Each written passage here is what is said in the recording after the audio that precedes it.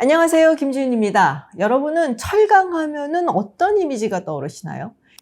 캄캄한 공장에서 막 푸른 쇳눈물이 막 나오고 있고 뭔가 조금 낡은 이미지 같기도 하고 아저씨들이 일하는 곳 같기도 하고 좀 딱딱한 산업을 떠올리실 것 같은데요. 요새는 사실 반도체라든지 배터리라든지 플랫폼이라든지 이런 첨단 기술이 더 주목을 받고 많은 사람들이 매력을 느끼니까 그렇지 않은가 싶습니다. 그런데 말입니다. 지금 이 스튜디오의 천장을 받치고 있는 구조물, 또 저기 여의도라든지 강남을 가면 있는 고층 건물들의 뼈대, 이 모든 것을 가능하게 한 가장 기초적인 재료가 바로 철강입니다. 한 국가의 산업화 수준을 보여주는 여러 가지 지표가 있는데요. GDP라든지 기술력이라든지. 근데 많은 전문가들이 그 나라의 1인당 철강 소비량을 보면은 산업화 수준이 어느 정도다라고 측정을 할 수 있다라고 얘기를 합니다. 그러니까 얼마나 많이 또 얼마나 효율적으로 강철을 쓰느냐가 바로 그 나라의 제도 능력 그리고 인프라의 수준, 심지어는 군사력까지 보여준다는 거죠. 지금부터는 이 철강이라는 소재가 어떻게 미국이란 나라를 바꿔놨는지, 거기에 또 중심에 있는 한 명의 인물 이야기를 해보려고 합니다. 바로 철강왕 하면 떠오르는 이름이죠. 앤드류 카네기입니다.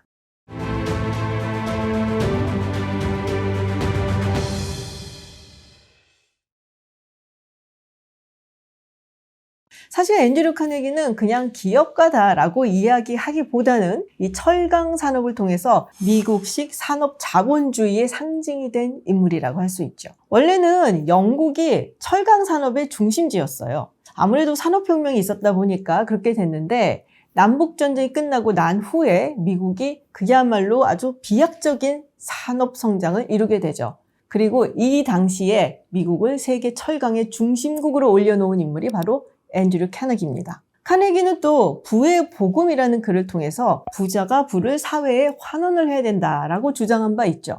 그러면서 미국의 부자들의 기부 문화를 세운 인물이기도 합니다. 이렇게 자선 사업에도 엄청나게 힘을 썼고 그래서 미국의 교육에도 큰 영향을 미쳤고 카네기 재단이라든지 또 현재 펜실베니아에 있는 카네기 멜론 대학교를 세운 인물이기도 하죠. 이렇게 미국 철강 산업을 상징하는 카네기, 사실은 아메리칸 드림을 이룬 그야말로 미국식 자수성가의 화신과도 같은 인물입니다. 카네기는 19세기 스코틀랜드 이민자 출신이에요.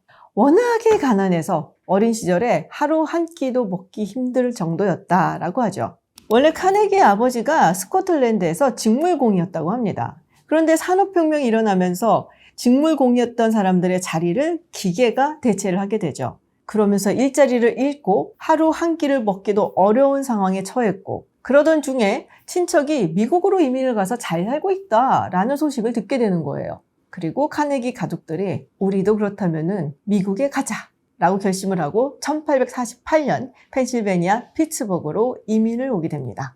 미국에 와서도 그렇게 녹록한 생활은 아니었어요. 카네기 자신도 면직물 공장의 노동자로 취직을 하고 그 다음에는 전신회사의 전신기사가 되고 그런데 철도회사 직원이 되면서 인생이 달라집니다. 그곳에서 조직의 경영에 대한 것도 배우게 되고요. 그리고 철도회사를 다니면서 앞으로 산업의 중심은 이 철도를 이루고 있는 철강이 되겠구나라는 생각을 하게 되죠. 그래서 회사를 나와서 자신의 철강 회사인 카네기 스틸 컴퍼니를 설립을 합니다.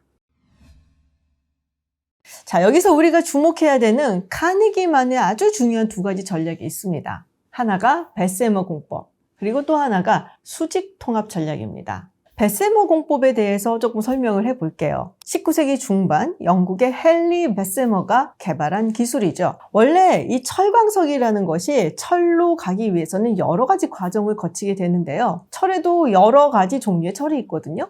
연철도 있고 주철도 있고 강철도 있고 그런데 지금 인프라를 건설하게 하는 강철을 만들기 위해서는 이 철 안의 탄소를 0.2%에서 2% 사이로 줄이고 그리고 불순물들도 산화를 시켜야 됩니다. 예전에는 석탄이라든지 외부 연료를 활용을 해서 이 불순물을 줄이고 탄소를 제거를 했는데요. 그러다 보니까 단가도 올라가고 시간도 오래 걸리고 조금밖에 생산을 못하고 무엇보다도 품질이 균일하지 못했었죠. 그런데 베세머는 고압 고온의 공기를 주입을 해서 안의 탄소 양을 가장 효율적으로 조절을 하고 단가도 줄어들게 되고 대량으로 아주 빠르게 생산할 수 있게 된 거죠. 그리고 수직 통합 전략은 철광석 채굴부터 시작해서 재련, 생산, 유통까지 한마디로 철강 생산 과정의 A부터 G까지를 모두 직접 컨트롤한다는 전략이죠. 그러니까 예를 들면 오너 셰프가 경영을 하고 있는 레스토랑에서 이 셰프가 아침에 일찍 시장에 가서 재료를 사들이고 다듬고 요리를 해서 내놓는 거랑 비슷하다라고 보시면 됩니다. 그만큼 품질을 관리를 할 수가 있게 된 거죠. 이 전략들을 통해서 카네기는 그야말로 철강 생산량을 폭발적으로 끌어올립니다. 1900년에는 미국 철강의 약 60%가 그의 회사에서 나올 정도였으니까 엄청난 수준이다. 감이 좀 잡히실지 모르겠어요. 현재 우리나라의 포스코 또한 카네기의 수직 통합 전략 모델을 적용한 대표적인 케이스라고 할 수 있습니다. 사실 포스코가 국가 주도 산업으로 시작을 했기 때문에 해외 철광석 광산에 투자를 하고 또 공급망 전반을 직접 통제를 할 수도 있었고, 이게 바로 카네기식 철강 전략 모델을 적용했기 때문입니다. 자, 그럼 카네기가 이렇게 성장시킨 철강 산업은 미국에 어떤 변화를 불러왔을까요? 뉴욕, 시카고, 샌프란시스코 이런 곳들의 고층 빌딩을 한번 떠올려 보시죠. 마철루라는 단어 들어보신 적 있으시죠? 사실 이 마철루라는 단어는 뛰어난 품질의 강철이 없었다면 존재할 수 없었죠. 19세기 말부터 20세기 초 미국의 대도시들은 누가 더 높이 건물을 올리는가를 놓고 경쟁을 벌이기 시작을 했는데요. 플랫 아이언 빌딩, 싱어타워, 울워스 빌딩, 크라이슬러 빌딩, 그리고 엠파이어 스테이트 빌딩까지 서로가 더 높은 빌딩을 짓는다고 경쟁했었죠. 이걸 두고 스카이 월드 레이스, 하늘을 향한 경쟁이라고 했습니다. 그리고 그 경쟁의 핵심에는 철골 구조를 통해서 높은 빌딩의 무게를 지탱할 수 있게 된 강철의 등장, 즉 철강의 힘이 있었죠. 이렇게 철강은 모든 인프라의 핵심 재료입니다. 건물의 핵심 재료로만 쓰인 게 아니죠. 선박이라든지 군함에 쓰이는 철강도 계속해서 발전을 했고요. 또 20세기 초반 잇따른 전쟁을 통해서 우리가 봤지만 세계 군사 강국이 되기 위해서는 군함과 전차, 무기에 모두 철강이 들어가고, 그래서 철강이 없이는 군사 강국이 될 수가 없었죠. 2018년 도널드 트럼프 대통령이 철강과 알루미늄에 관세를 부과하면서 했던 말이 있습니다.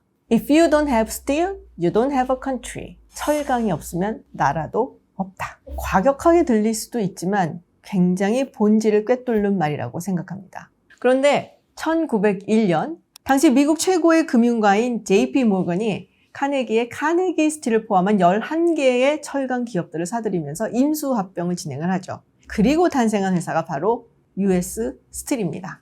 당시 US 스틸 기업 가치가 약 14억 달러였다고 해요. 그래서 세계 최초의 1조 기업이다 라고 이야기를 하죠. 그리고 US 스틸이 미국 철강 생산의 70% 가까이를 차지했으니까 그냥 단순한 기업 합병이 아니라 사실은 철강을 독점한 것이죠.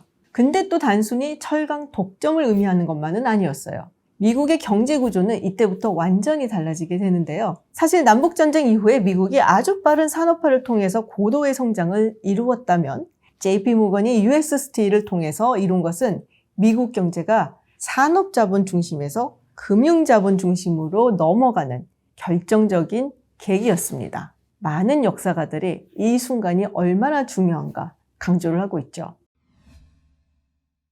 어쨌든 하나의 기업이 독점적으로 철강을 생산하니까 규모의 경제가 이루어지고 또 완벽하게 수직 통합 구조가 가능해졌죠. 20세기 초 미국은 전 세계 철강 생산의 50% 이상을 생산해내는 진정한 철강 강국이자 산업패권국으로 부상을 합니다. 철강을 얘기하면서 빼놓을 수 없는 분야가 있죠. 바로 강철을 이용한 무기 생산입니다. 강철을 통해서 무기가 대량 생산이 되고 결국은 이것이 산업화의 전쟁이다 라고 이야기를 했던 게 바로 1차 세계대전입니다. 전차, 장갑차, 기관총, 잠수함, 군함 등의 제조에 모두 강철이 어마어마하게 들어갔거든요. 영국이 1916년 솜 전투에서 마크 1 전차를 실전 배치를 하면서 역사상 최초로 전차가 전장에 투입이 되죠. 드레드노트급 전함, 구축함, 잠수함 모두 철강이 핵심 재료로 들어갔고요. 특히 철도를 통한 전쟁 물자 보급 능력은 전쟁의 승패를 가르는 핵심 요소였고요. 또 이 철도 역시 철강이 없이는 존재할 수 없었죠. 결국 얼마나 많은 철강을 생산해낼 수 있는가가 전쟁의 승패를 가리는 요인이 됐습니다. 2차 세계대전에서 철강이 가진 힘은 더 강력해졌죠. 1941년 12월 7일 일본의 진주만 폭격으로 미국이 바로 다음날 선전포고를 하고 2차 세계대전에 본격적으로 참전을 합니다. 그런데 사실 미국은 이미 그 전에 미국 연방의회가 통과시킨 렌드-리스 액트, 무기지원법을 통해서 연합국에게 전쟁 물자를 지원하고 간접적으로 전쟁에 참여하고 있었어요. 2차 세계대전에 미국이 본격적으로 참전을 하면서 미국 경제가 전시경제로 돌입하게 됩니다. 그러니까 국가 전체가 군수 생산에 집중을 하게 되는데요. 이때 어마어마한 무기 체계를 생산을 합니다. 항공모함이 150척, 폭격기가 수만 대, 전투기 30만 대 이상, 정말 압도적인 물자 생산 능력을 보여주면서 당시 미국이 연합국 전체 철강 생산량의 2배 이상을 감당했다고 하죠. 그리고 전 세계 철강의 50% 이상을 생산하는 그야말로 철강 국가가 됩니다. 그러면서 미국이 얻은 별명이 있는데요. 민주세계의 무기고 Arsenal of Democracy. 전쟁이 철강 산업을 키웠고 철강 산업은 전쟁의 승패를 가늠하게 됐습니다. 철강은 단순한 산업재를 넘어서 민주주의 국가들의 생존과 전쟁에서의 승리를 가능케 한 핵심적인 전략 자원으로 자리 잡은 것이죠.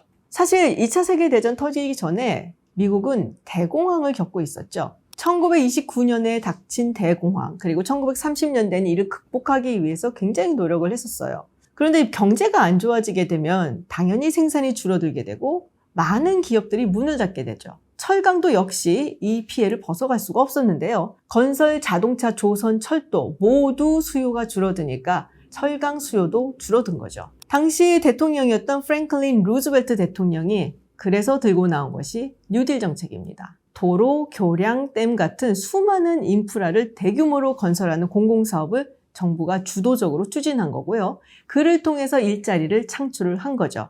뉴딜 정책을 통해서 미국 경제가 회복의 신호탄을 쏘았고 그리고 철강 산업도 움직이기 시작을 했습니다. 그런데 2차 세계대전이 벌어지면서 어떻게 보면은 전쟁으로 인해서 미국 경제가 회복을 하게 된 거죠. 그리고 미국의 철강 산업 역시 또 한 번 큰 성장을 맞이하게 됐습니다.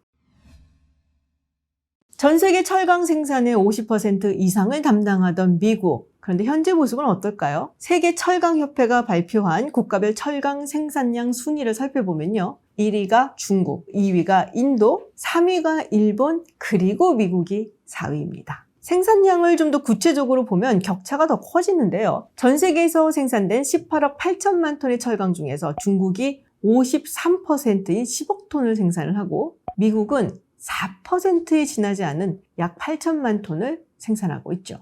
2차 세계대전 이후 미국 철강 사업에는 어떤 일이 일어났길래 이렇게 된 건지, 또 이것이 미국 정치에는 어떤 영향을 미쳤는지 다음 시간에 자세히 살펴보도록 하겠습니다. 지금까지 김지윤이었습니다. 시청해주셔서 감사합니다.